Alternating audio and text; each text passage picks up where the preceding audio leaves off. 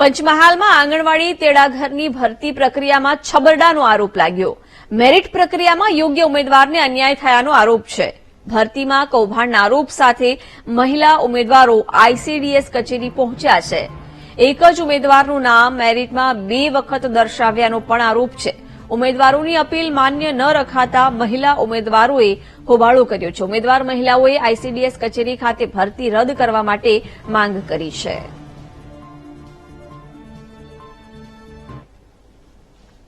આંગણવાડી કાર્યકરનું જે merit list બહાર પડ્યું હતું તેના હોદ્દા અરજીના નિકાલ માટે જિલ્લા પંચાયત ખાતે બધાને બોલાવવામાં આવ્યા હતા।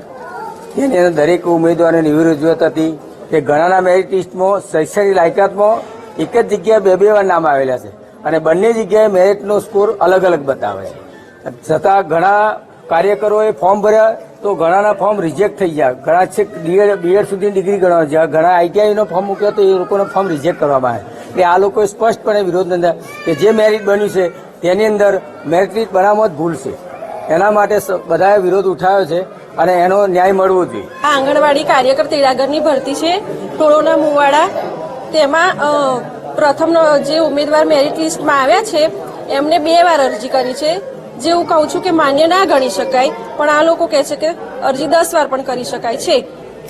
મારું બીજા નંબર પર નામ છે તો મારી અરજી હું મેરિટમાં ભલે નથી પણ હું માન્ય ગણાવી જોઈએ એમ, અને અરજી એકથી વધારે વાર ના કરી શકાય। જીપીએસસીની વેબસાઇટ પર બી આપણે જોઈએ તો એક જ વાર અરજી કરી શકાય, બીજી વાર ઓનલાઈન અરજી સ્વીકારવામાં જ નથી આવતી। કોમ્પ્યુટર વાળાએ મારે 1000ની જગ્યાએ 1100 લખી દીધા છે અને અમે પણ બધા જ ડોક્યુમેન્ટ અપલોડ કરેલા હતા પાછળ, પણ એનું કંઈ ધ્યાનમાં રાખ્યું નથી અને જે 1100 લખ્યા છે એને ધ્યાનમાં રાખીને અમારી ફોર્મ રિજેક્ટ કર્યું છે અને અમારું મેરિટ થઈ જાય છે, છતાં બી એનું કંઈ ધ્યાનમાં રાખવામાં આવતું નથી। અપીલ કરી છે પણ એનું કંઈ ધ્યાનમાં રાખવામાં આવ્યું નથી।